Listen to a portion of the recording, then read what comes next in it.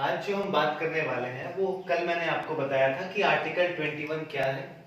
Article 21 के कुछ features के बारे में हमने बात किया था और आर्टिकल 21 में हमने दो चीजें पढ़ी थी। एक पढ़ी थी प्रोसीजर एस्टैब्लिश्ड बाय लॉ और ड्यू प्रोसेस ऑफ लॉ। ये दोनों में अंतर क्या होता है, ये सारे बातों को हमने कल किया था। और आज जो कल मैंने आपको बताया भी था कि आर्टिकल 21 के अंदर बहुत सारे राइट्स आते हैं, बहुत सारे राइट्स को ये इंक्लूड करता है। तो उनमें बेसिकली ये मुख्यतः जो जो राइट्स है बेसिकली मैंने वही लिखा है। और भी बहुत सारे राइट्स होते हैं बट ये कुछ इंपॉर्टेंट राइट्स हैं जो क्वेश्चंस में पूछे जाते हैं। तो ये क्या क्या राइट्स हैं जो आर्टिकल 21 के अंदर इंक्लूडेड है। तो उसके अंदर ये आता है कि right to live with dignity, दूसरा जो आता है राइट टू लाइवलीहुड, तीसरा राइट टू प्राइवेसी, चौथा right to health of workers, पांचवा राइट टू क्लीन एनवायरनमेंट, छठा right against sexual harassment, seventh right to speedy trials for under trials, eighth right against cruel punishment, ninth right against solitary confinement, tenth right to free legal aid and 11th right against delayed execution. तो ये कुछ basic और important जो है rights इसके अंदर include होते हैं। जैसे कि right to live with dignity को तो मैंने आपको बता दिया था कि जो भी लाइफ है या वो है विदाउट डिग्निटी, उसका कोई मीनिंग नहीं होता है। राइट टू लाइवलीहुड का क्या मतलब है कि जैसे कि मान लीजिए कि किसी व्यक्ति को अपना जीवन चला रहा है, अपनी जीविका को चला रहा है, और अगर उसकी जीविका को ही आप छीन लीजिएगा तो क्या उसका जीवन चल पाएगा? सही ढंग से नहीं चल पाएगा। तो कहीं ना कहीं किसी को अपना जीवन को अच्छे से चलाने के लिए उससे जीविका उससे आपको छीनना नहीं होगा। तो राइट टू लाइवलीहुड भी एक तरह का क्या है? फंडामेंटल राइट है, जो कि आर्टिकल 21 का पार्ट है। राइट टू प्राइवेसी, इसमें मेरा सबसे इंपॉर्टेंट हो जाता है एक टॉपिक, राइट टू प्राइवेसी, जहां पे बहुत रिसेंट न्यूज में भी ये रहता है प्राइवेसी का जो इश्यूज आता है कि बहुत सारे सेक्टर्स पे जहां पे कहते हैं लोग कि उनका उस प्राइवेसी में दिक्कतें आ रही हैं। जैसे कि इसमें एक इंपॉर्टेंट केस आता है, वो आता है आधार का केस आता है, आधार केस, जो कि मैं आपको बताऊंगा आधार केस का क्या सिग्निफिकेंस है और इसका क्या जजमेंट सुप्रीम कोर्ट ने दिया। तो राइट टू प्राइवेसी हम डील करेंगे आधार केस में। तो क्वेश्चन कभी कभी आता है कि राइट टू प्राइवेसी कौन सा आर्टिकल डील करता है? तो आर्टिकल 21 राइट टू प्राइवेसी को डील करता है। उसके बाद जो आता है कि right to health of workers, right to health of workers. तो right to health of workers के बारे में अगर हम बात करें तो इसका मतलब ये है कि कोई व्यक्ति अगर अपना जीवन चला रहा है, अगर अपना जीविका चला रहा है, कि मान लीजिए कि एक वो वर्कर है, किसी इंडस्ट्री में काम करता है और उस इंडस्ट्री में काम करने से वो अपनी जीविका को चला रहा है और उसके कारण अपना लाइफ को वो जी रहा है। लेकिन अगर मान लीजिए कि जो इंडस्ट्री में वो काम कर रहा है, वो फिजिकल वर्क कर रहा है, वो वर्क कहीं ना कहीं उसके हेल्थ से रिलेटेड है, उसके हेल्थ से रिलेटेड है। अगर उसका हेल्थ ही सही नहीं रहेगा तो क्या वो अच्छे से काम कर पाएगा? नहीं काम कर पाएगा। और जब उसका काम अच्छे से नहीं कर पाएगा तो वो अपनी जीविका को भी नहीं चला पाएगा, और जीविका को भी जब नहीं चला पाएगा तो अपने लाइफ को अच्छे से एंजॉय डिग्निटी के साथ नहीं जी सकता है। तो कहीं ना कहीं जितने भी इंडस्ट्रीज होते हैं उन्हें ये कहा जाता है कि आप अपने वर्कर्स के हेल्थ का ध्यान आपको रखना है। इसीलिए सारे जो भी वर्कर्स होते हैं या एम्प्लॉयज होते हैं उन्हें क्या मिलता है? मेडिकल लीव मिलता है। ये क्यों दिया जाता है? क्योंकि कहीं ना कहीं मेडिकल लीव वगैरह भी जो है वो आर्टिकल 21 के अंदर ही इंक्लूड होते आ रहा है। तो ये ध्यान रखिएगा कि right to health of workers भी आर्टिकल 21 के अंदर आता है। आपको ये ध्यान नहीं रखना है कि ये किस सुप्रीम कोर्ट के केस से आया है, उतना डिटेलिंग आपको नहीं करना है, वो लॉ का पार्ट हो जाता है। मेरे लिए इंपॉर्टेंट है कि ये जो आर्टिकल्स ये किसके अंदर इंक्लूड हो रहे हैं। लेकिन राइट टू प्राइवेसी क्योंकि बहुत इंपॉर्टेंट है तो आधार केस का क्वेश्चन वो कई बार एग्जामिनेशन में मेंस में आया हुआ है कि क्या आपको लगता है कि आधार जो है, जो कहीं कहीं गवर्नमेंट बहुत सारी चीजों में कंपलसरी कर देती है आधार को, तो क्या ये होना सही है या नहीं है, इसके साइड इफेक्ट्स क्या है, और अगर सरकार ये सही है तो सुप्रीम कोर्ट ने इसके बारे में क्या कहा। तो वो सारी डिटेल्स को आपके इसके बारे में ये पूछता है। तो ये मैं आपको बताऊंगा आधार केस क्या होता है। राइट टू क्लीन एनवायरनमेंट भी एक तरह का फंडामेंटल राइट है। इसका मतलब ये है कि अगर मानिए आपको अपना लाइफ को अच्छे से जीना है तो आप उसी एनवायरनमेंट में रहना चाहेंगे जिस एनवायरनमेंट कैसा हो? क्लीन हो, साफ सुथरा जगह में आप रहना चाहेंगे। आप गंदे जगह में तो रहना नहीं चाहेंगे। तो ये कहीं ना कहीं स्टेट की जिम्मेदारी है कि जिस जगह नागरिक रह रहे हैं वहां पे स्वच्छता भी हो, तो स्वच्छता भी हो। तो बेसिकली कहीं ना कहीं अगर आपसे मान लीजिए क्वेश्चन स्वच्छ भारत अभियान पे भी अगर क्वेश्चन आता है तो स्वच्छ भारत अभियान में आप आर्टिकल 21 का भी जिक्र कर सकते हैं इनडायरेक्टली, वो आपके मेंस में एक आपको प्लस पॉइंट देगा क्योंकि राइट टू क्लीन एनवायरनमेंट भी आर्टिकल 21 का पार्ट है। उसके बाद अगर बात करें तो राइट अगेंस्ट सेक्सुअल हरासमेंट, और ये भी यहाँ पे इंपॉर्टेंट होता है at work place, at work place, at work place. इसका मतलब इसमें एक जो सबसे इंपॉर्टेंट क्वेश्चन बहुत बार स्टेट पीसीएस और यूपीएससी भी पूछती है कि ऐसा कौन सा केस था जिससे ये राइट दिया गया। तो ये केस बहुत इंपॉर्टेंट है, ये विशाखा केस से दिया गया था। ये कौन सा केस से दिया गया था? विशाखा केस, विशाखा केस से आया था। बेसिकली क्या हो रहा था कि बहुत बार जो सेक्सुअल हरासमेंट हो रहे थे वर्क प्लेस पे, यानी मान लीजिए कुछ कॉर्पोरेट कंपनीज हो गए या गवर्नमेंट के ऑफिसेज हो गए, तो वहाँ फीमेल के साथ कुछ अगर बदतमीजी हो रही थी तो सुप्रीम कोर्ट में ऐसा बहुत सारा केस फाइल हुआ, ऐसा बहुत सारा केस वहां पे सुप्रीम कोर्ट में फाइल हुआ। बट वो कह रहा था कि सुप्रीम कोर्ट बार बार पार्लियामेंट और लेजिस्लेचर को कह रही थी कि तुम ये कानून बनाओ, एक कानून बनाओ, लेकिन बार बार जो भी लेजिस्लेचर थी इस चीज को इग्नोर कर रही थी। तो फाइनली सुप्रीम कोर्ट को ही यहाँ पे बहुत ही एक्टिव रोल दिखाते हुए ये जो रूल आया था वो सुप्रीम कोर्ट में लाया था, ये रूल सुप्रीम कोर्ट में लाया था। तो बेसिकली यहाँ से जो एक क्वेश्चन आता है वो मैं आपको जब आगे पढ़ाऊंगा जुडिशियरी, तो उसमें बताऊंगा कि जुडिशियल जो एक्टिविज्म होता है, जुडिशियल एक्टिविज्म का मतलब है कि जो जुडिशियरी है वो हाईली एक्टिव होगी, हाईली एक्टिव हो गई। मतलब जहां जो काम सरकार को करना चाहिए था वो सरकार ना करके उस काम को कौन करने पे मजबूर हो गया है? जुडिशियरी। तो आपसे कभी कभी क्वेश्चन पूछता है कि जुडिशियल एक्टिविज्म क्या होता है, तो आपको जब जुडिशियल एक्टिविज्म के बारे में बताइएगा या आगे मैं पढ़ाऊंगा जुडिशियरी में, तो आपको ये केस के बारे में जिक्र वहां करना पड़ेगा। एग्जाम्पल के तौर पर वहां आपको एक प्लस पॉइंट देगा विशाखा केस। तो जो वर्क प्लेस पे जो मतलब प्रोटेक्शन दिया गया फीमेल्स को वो बेसिकली किस केस से आया? विशाखा केस। और सुप्रीम कोर्ट ने कहा कि जो सेक्सुअल हरासमेंट हो रहा है वर्क प्लेस पे उसमें जो विमेन है उसका आर्टिकल 14, आर्टिकल 15 और आर्टिकल 21 वायलेट हो रहा है। तो याद रखिएगा कि ये राइट का जो प्रोटेक्शन मिला ये सुप्रीम कोर्ट ने कहा था कि आर्टिकल 14, 15 और 21 वायलेट होता है।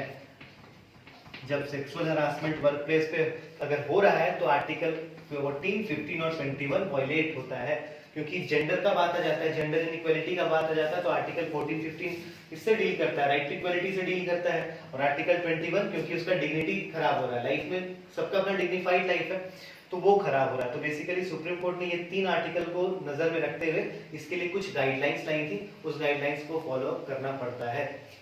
तो ये इंपॉर्टेंट है। तो अगर क्वेश्चन आता है कि विशाखा केस किसको डील करता है तो ये right against sexual harassment at work place, ये इंपॉर्टेंट है और ये 1997 का केस था। उसके बाद जो 7वां जो मेरा आता है राइट्स आता है वो है कि right to speedy trials for under trials. मान लीजिए कि किसी का कोर्ट में केस चल रहा है लेकिन कोर्ट का केस बहुत स्लो चल रहा है, तो आप अपील कर सकते हैं कि मेरे केस को तेजी से चलाया जाए। मान लीजिए आपका डेट 8 महीना, 9 महीना या 1 साल 2 साल बाद आ रहा है, तो कहीं ना कहीं क्या है आपके साथ नाइंसाफी हो रही है। मान लीजिए कि आप दोषी नहीं है लेकिन फिर भी आपको एज अ होता है ना कि आपको संदेह के निगाहों से आपको पकड़ के रखा गया है, तो आप ये कहेंगे कि मेरा 1 साल 1.5 साल तो बर्बाद हो गया। तो इसलिए कहा कि राइट टू स्पीडी ट्रायल एक तरह का क्या है फॉर अंडर ट्रायल, जिन पे ट्रायल चल रहा है उनका स्पीडी ट्रायल होना चाहिए, जो भी उनका प्रोसीजर होना चाहिए वो कैसा होना चाहिए? फास्ट होना चाहिए। तो ये भी किसमें आता है? आर्टिकल 21 में आता है।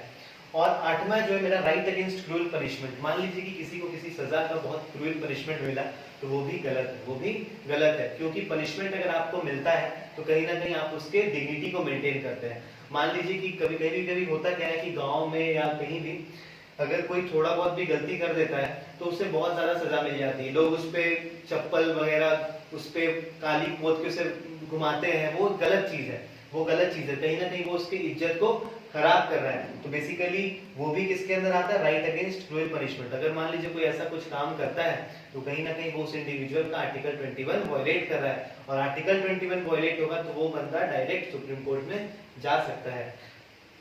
9वां जो है राइट अगेंस्ट सोलिटरी कन्फाइनमेंट। मतलब इसका मतलब ये है कि अगर मान लीजिए किसी को आप अकेले कहीं बंद कमरे में छोड़ दीजिए, किसी को सब उसको अकेले छोड़ दिए, कोई इससे बात नहीं कर रहा है, मतलब उसे आइसोलेट कर देना, तो वो भी एक तरह में क्या है? सजा ही है, वो भी एक तरह का क्या है?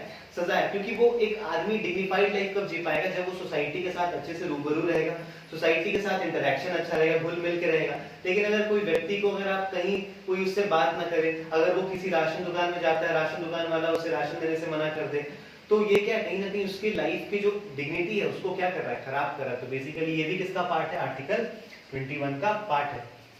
10th है right to free legal add.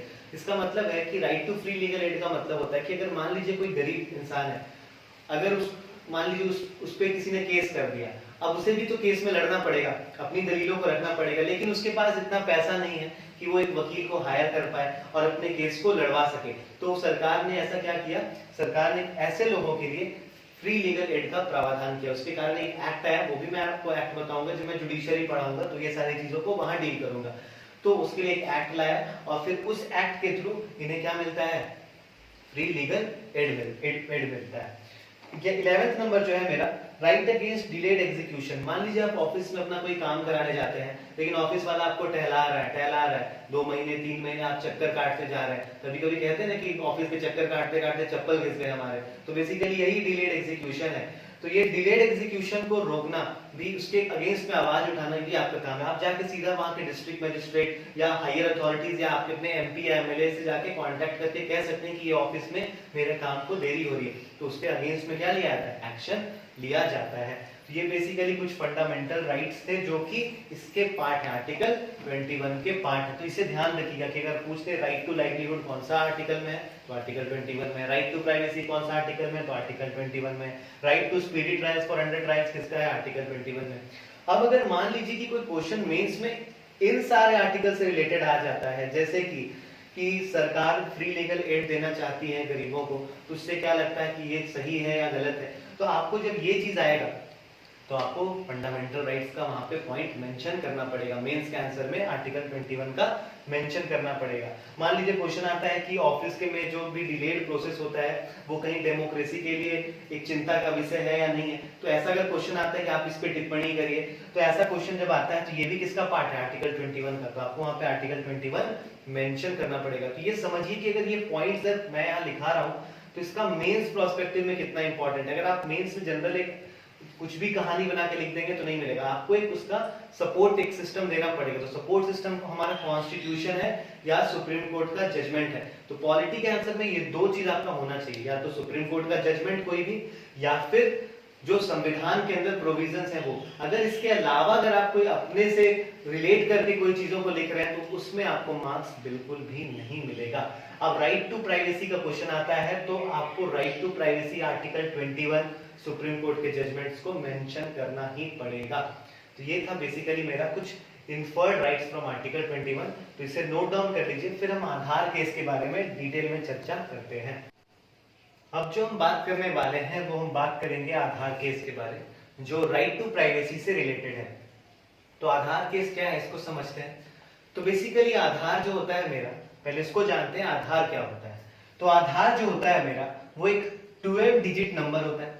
आपके आधार कार्ड में आपने देखा हो कि 12 डिजिट का नंबर लिखा रहता है, और ये जो 12 डिजिट नंबर होता है ये यूनिक होता है, सबका ये सेम नहीं हो सकता है, इसलिए इसे क्या कहा गया, यूनिक नंबर है ये।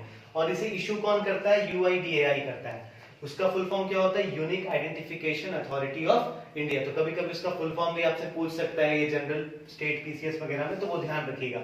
और आधार कितने डिजिट का नंबर है, 12 डिजिट का नंबर है।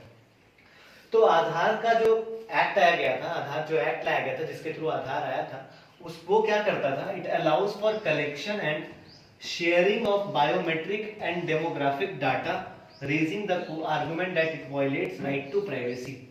आधार के केस में क्या होता है, आपका बायोमेट्रिक लिया जाता है, आपके फिंगर के प्रिंट्स लिए जाते हैं, ठीक है, आपका रेटिना मैच किया जाता है, और क्या किया जाता है, आपका डेमोग्राफिक डाटा, आप कहाँ से हैं, आपका घर कहाँ पर है, आपका एज क्या है, ये सारी बातों को वो क्या करता है, कलेक्ट करता है। तो इसके अगेंस्ट में आर्गुमेंट ये आया कि अगर सरकारें मास लेवल पे अगर आधार को मैंडेटरी कर रही है, और मैंडेटरी करने के बाद अगर वो सारे बायोमेट्रिक्स और ये सारे डेमोग्राफिक डाटा ले रही है, तो इसका मतलब वो क्या कर रही है, पूरे सिटीजन्स का इंफॉर्मेशन को क्या कर रही है, स्टोर कर रही है।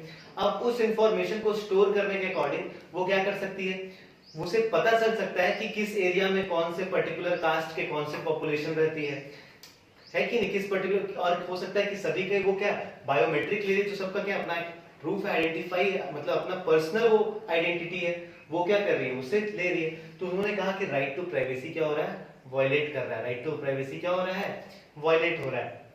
तो इसके बिहाफ में बहुत सारे केसेस फाइल हुए। बहुत सारे केसेस सुप्रीम कोर्ट में फाइल हुए, तो उसमें जो पुट्टा स्वामी एक रिटायर्ड जज थे, उन्होंने एक केस फाइल किया और अरुणा रॉय ने भी इसके लिए केस फाइल किया गया था। जब भी अगर आपसे राइट टू प्राइवेसी को क्वेश्चन आता है या आधार का क्वेश्चन आता है, तो ये पुट्टा स्वामी केस अगर आप लिख भी दीजिएगा तो जो चेक करने वाला होता है वो समझ जाएगा कि आपने आधार के जो सुप्रीम कोर्ट के जजमेंट है उसको बताया। तो पुट्टा स्वामी केस इसको डील करता है, राइट टू प्राइवेसी को डील करता है, और बेसिकली अगर मोर एप्रोप्रिएट है तो आधार केस को डील करता है। अब देखिए प्रॉब्लम कहां से आई और कहां से नहीं आई। जब पहली बार यूनियन गवर्नमेंट ने जब आधार को लाने का फैसला किया था, तो वो कौन सी गवर्नमेंट ने किया था, तो वो कांग्रेस की सरकार ने आधार को लाने का फैसला किया था। तो जब आधार आ रही थी तो उसी टाइम इसका विरोध किया गया था, उसी टाइम इसका विरोध किया गया था। उस टाइम आधार यूआईडीआई इशू नहीं करने वाला था, उस टाइम आधार एनआईए के थ्रू आने वाली थी, एनआईए के थ्रू आने वाली थी, नेशनल आइडेंटिफिकेशन अथॉरिटी के थ्रू आने वाली थी। बट इसका विरोध किया गया, सुप्रीम कोर्ट में केस गया और केस को पेंडिंग कर दिया गया। बट आधार इशू ऐसा नहीं, सुप्रीम कोर्ट ने कहा कि आप आधार इशू करिए, बट आधार जो होगा वो वॉलेंटरी होगा, मैंडेटरी उसे मान्यता नहीं दी जाएगी। मतलब मैंडेटरी नहीं होगा, मेरा मन करेगा तो हम आधार बनाएंगे और मेरा मन करेगा तो हम आधार नहीं बनाएंगे। तो स्टार्टिंग में याद होगा अगर आपको, जब स्टार्टिंग में जब आधार आया था तो उस वक्त क्या हो रहा था कि जो लोग बनाना चाहते थे वही जाते थे बनाने आधार, जो जा रहा है उसका आधार बन रहा है, जो नहीं चाहता था उसका आधार नहीं बनता था। लेकिन 2016 में क्या हुआ, जब बीजेपी की गवर्नमेंट आई, एनडीए की गवर्नमेंट आई, तो उसने क्या किया कि जो ये वाली बिल जो पेंडिंग थी सुप्रीम कोर्ट में, वो बिल ऑलरेडी पेंडिंग थी सुप्रीम कोर्ट में, उसने क्या किया, एक नया कानून ही ले आया जो आधार से रिलेटेड था, जस्ट वैसा जैसा एनआईए बिल थी, जस्ट उसके जैसा ही बिल ले आया। उस बिल का नाम था the Aadhaar targeted delivery of financial and other subsidies benefits and services act 2016। ये एक्ट लाया किसने, एनडीए की सरकार ने लाया। अब प्रॉब्लम क्या है कि एक केस ऑलरेडी पहले से पेंडिंग थी, लेकिन गवर्नमेंट एक नया कानून ले आई, और सबसे इंटरेस्टिंग बात इसमें यह था कि सरकार ने इसे एज अ मनी बिल की तरह प्रस्तुत किया। जैसे कि बिल जो होता है, जो बिल आता है गवर्नमेंट में, बहुत सारे टाइप्स के बिल होते हैं, ऑर्डिनरी बिल होता है, कुछ मनी बिल होते हैं, कुछ फाइनेंशियल बिल्स होते हैं, तो वो हम पार्लियामेंट में पढ़ेंगे। तो ये क्या था, मनी बिल था, ये क्या था, मनी बिल था। इसका मतलब क्या है कि जो इसे मनी बिल क्यों कहा गया ये भी मैं बताता हूं, क्योंकि इसमें देखिए लिखा गया targeted delivery of financial and other subsidies benefits and services. इसका मतलब क्या है, सरकार क्या करेगी, सर्विसेज प्रोवाइड करेगी और सब्सिडी प्रोवाइड करेगी। तो सब्सिडी प्रोवाइड करेगी तो पैसा प्रोवाइड करेगी, मनी प्रोवाइड करेगी, और ये मनी कहां से आएगा, कंसोलिडेटेड फंड ऑफ इंडिया से आएगा, सीएफआई से निकलेगा। सीएफआई क्या होता है ये भी मैं आपको पढ़ाऊंगा जब मैं पार्लियामेंट पढ़ाऊंगा। तो सीएफआई से निकलता है, तो इसे इसने क्या किया, लोकसभा में as a money bill introduce कर दिया गया। और जब कोई बिल मनी बिल के थ्रू इंट्रोड्यूस होता है लोकसभा में, तो वो राज्यसभा उसमें कोई ज्यादा छेड़छाड़ नहीं कर सकता है। हालांकि उस टाइम राज्यसभा में कोई मेजोरिटी था नहीं इस गवर्नमेंट के पास, लेकिन लोकसभा में मेजोरिटी थी, लोकसभा से बिल हो गया पास, राज्यसभा कुछ कर सकता नहीं था। उसके बाद वो सीधा चला गया प्रेसिडेंट के पास, और प्रेसिडेंट ने इसे एसेंट दे दिया और वो कानून बन गया। तो फिर बहुत हल्ला होने लगा कि एक तो सरकार बहुत चालाकी से एक नया बिल ले आई, और अब बिल को भी मतलब बहुत ही चालाकी और बहुत ही दिमागी तरीके से लाया गया, और दूसरी बात ये था कि बहुत ही बिना कोई स्क्रूटनी नहीं हुआ पार्लियामेंट में, ना पोजीशन पे ये ज्यादा बहसबाजी होती है ना कि क्वेश्चनिंग करना कि इस बिल में ये सही है ये गलत है, वो सारी चीजें भी नहीं हुई। मतलब एक बहुत ही फास्टेस्ट वे में इसे इंट्रोड्यूस कर दिया गया। तो इसके बाद सुप्रीम कोर्ट में वापस केस गया कि ये जो फिर है ये अनकॉन्स्टिट्यूशनल है, आप इसे बंद कराइए, ये फिर वॉलेंट मैंडेटरी कर देगा, क्योंकि कानून आ चुका है ना, तो अब ये तो मैंडेटरी कर देगा कि आपको बनाना ही है। फिर सुप्रीम कोर्ट ने जो जजमेंट प्रोवाइड किया वो 5 जजेस की बेंच ने जजमेंट प्रोवाइड किया था 4:1 के रेशियो में, मतलब 4 फेवर में गवर्नमेंट के साइड थे। मतलब उन्होंने कहा ये जो एक्ट है ये कॉन्स्टिट्यूशनल है और बिल्कुल वैलिड है, मतलब ये इनवैलिड नहीं है। मतलब 4 जज जो थे वो सपोर्ट में थे सरकार के, और एक जज जो पिटिशनर था उसके सपोर्ट में थे। तो जजमेंट क्या आई वो भी मैं आपको बताता हूं। तो पहले एक बैकग्राउंड आपको समझ में आ गया होगा कि राइट टू प्राइवेसी क्या था, और जो एनआईए वाली जो बिल थी उस टाइम जो केस पेंडिंग था उसमें बेसिकली कोर्ट का क्या कहना था, और जो अभी भी जो कहना है वो कोर्ट का वो ये कहना है कि राइट टू प्राइवेसी जो है वो allows dignity in India because privacy is at the core of dignity. मतलब प्राइवेसी और डिग्निटी दोनों आपस में समझिए क्या है, बिल्कुल एक दूसरे के साथ म्यूचुअलिज्म है, एक रहेगा तो दूसरा आपको रहना ही रहेगा। आप अगर किसी के प्राइवेसी को छीन रहे हैं, हटा रहे हैं, तो इसका मतलब आप उसके डिग्निटी को भी क्या कर रहे हैं, हटा रहे हैं। तो इसका मतलब कि क्योंकि डिग्निटी जो टर्म है, डिग्निफाइड लाइफ जो है वो आर्टिकल 21 का पार्ट है, तो अगर आप प्राइवेसी को हटा रहे हैं तो उसका डिग्निटी हटेगा, और डिग्निटी हटेगा तो आर्टिकल 21 वायलेट होगा। दूसरा जो कहना था वो ये था कि right to privacy protect these values which are the basis of life and liberty. Privacy क्या है, कुछ अगर आप किसी का प्राइवेसी को छीनते हैं, या मान लीजिए कि किसी का भी कुछ प्राइवेसी है, अगर आप उसे छीन रहे हैं तो बेसिकली जो उसका कोर वैल्यूज है, जैसे कि अपने लाइफ का सबका अपना अपना कुछ वैल्यूज होता है, उस वैल्यूज को आप क्या कर रहे हैं, छीन रहे हैं। वैल्यूज को छीन रहे हैं इसका मतलब क्या है कि आप उसके लाइफ एंड लिबर्टी जो आजादी है उसको आप क्या कर रहे हैं, छीन रहे हैं। जैसे कि मान लीजिए किसी का मन किया कि वो किसी पर्टिकुलर प्लेस में जाना चाहता है, या एक पर्टिकुलर लड़का किसी लड़की के साथ घूमना चाहता है, तो वो उसका प्राइवेसी है। अगर मान लीजिए वो किसी पार्क में घूम रहा है तो वो उसका कंफर्ट जोन है, वो अपने साथ घूम सकता है। लेकिन कुछ लोग होते हैं जो उसे होता है ना कि बदतमीजी करते हैं, ऐसा बहुत सारे वीडियोस में देखा होगा आपने। तो बेसिकली क्या कर रहा है, आप उसके लिबर्टी को छीन रहे हैं, उसके लिबर्टी को छीन रहे हैं। वो एक पर्टिकुलर जगह में एक साथ बैठा हुआ है, वो उसका अपना प्राइवेसी है। अगर आप उसमें हस्तक्षेप करते हैं तो आप उसके क्या कर रहे हैं, उसके डिग्निटी को भी, उसके जो सम्मान है उसको भी ठेस पहुंचा रहे हैं, और उसके लाइफ एंड लिबर्टी को भी आप क्या कर रहे हैं, छीन रहे हैं। तो बेसिकली आप उसका राइट आर्टिकल 21 ही वायलेट कर रहे हैं। तो इसने कहा कि राइट टू प्राइवेसी है, protect these values which are the basis of life and liberty. ये कहना था आधार के केस में। तो एक बैकग्राउंड आपको समझ में आ गया होगा। अब ये जानना मेरे लिए जरूरी है कि प्रेजेंट सिनेरियो में क्या आधार मैंडेटरी है या नहीं है, और सुप्रीम कोर्ट ने क्या जजमेंट कहा वो जानना जरूरी है। तो आप इसे नोट कर लीजिए, फिर हम जजमेंट के बारे में बात करेंगे।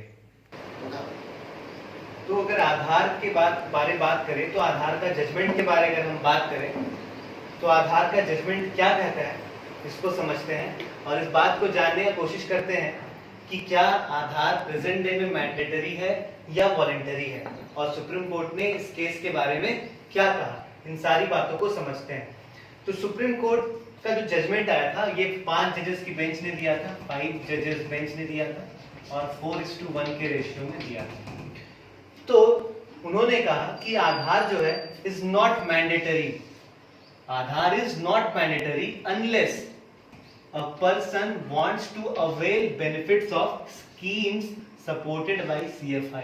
मतलब ये सिंपली कहता है कि कोई भी व्यक्ति आधार उसके लिए तभी ज्यादा जरूरी होगा, कंपलसरी उसके लिए तभी होगा जब वो कोई भी ऐसे स्कीम्स का फायदा उठाता है, कोई भी ऐसे स्कीम्स का फायदा उठाता है जो कि कंसोलिडेटेड फंड ऑफ इंडिया के थ्रू, मतलब उसमें बेनिफिट जो दिया जा रहा है, मान लीजिए कोई सब्सिडी प्रोवाइड की जा रही है तो वो कंसोलिडेटेड फंड ऑफ इंडिया के थ्रू दिया जा रहा है।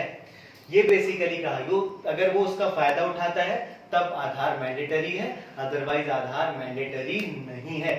दूसरा प्रोविजन ये कहा कि अगर स्कूल एडमिशन में कराना है तब क्या आधार मैंडेटरी होगा या नहीं होगा। तो कहा कि Aadhaar is not mandatory for school admission unless child wants benefit of schemes funded by CFI। Same वही कहना है कि अगर कोई बच्चा को अगर कोई स्कीम्स चाहिए, मान लीजिए स्कूल में बहुत सारे स्कीम्स दिए जाते हैं, जो गवर्नमेंट सेक्टर में स्कूल्स होते हैं या कुछ कुछ प्राइवेट में भी स्कॉलरशिप वगैरह प्रोवाइड होती है, तो उसका पैसा सरकार देती है, और वो पैसा अगर कंसोलिडेटेड फंड ऑफ इंडिया से आ रहा है तो क्या होगा, तब अगर उस बच्चा अगर उस स्कीम का फायदा उठाना चाहता है तब उस केस में क्या आधार मैंडेटरी हो सकता है। तब आधार को आप वॉलंटरी बेसिस पे नहीं यूज कर सकते। आप कहें कि नहीं मेरे पास आधार नहीं, लेकिन हम स्कीम का फायदा लेना चाहते हैं, और आप बोलेंगे नहीं मुझे ये स्कीम का फायदा उठाया नहीं दे रहा है क्योंकि मैंने आधार नहीं बनाया, तो आप ये बात नहीं कह सकते। Then with the parental permission it may be generated. तो बच्चे थोड़ी बताएंगे कि उन्हें स्कीम चाहिए नहीं चाहिए, वो स्कीम्स के बारे अपने पेरेंट्स को बताएंगे, पेरेंट्स डिसाइड करेंगे कि वो लेना चाहते हैं कि नहीं। पेरेंट्स का परमिशन होगा तो आप आधार बनाइए, और आधार बनाने के बाद जो स्कीम्स है वो वैसे स्कीम्स जो CFI के थ्रू फंडेड हो रहे हैं उनका फायदा उठा सकते हैं।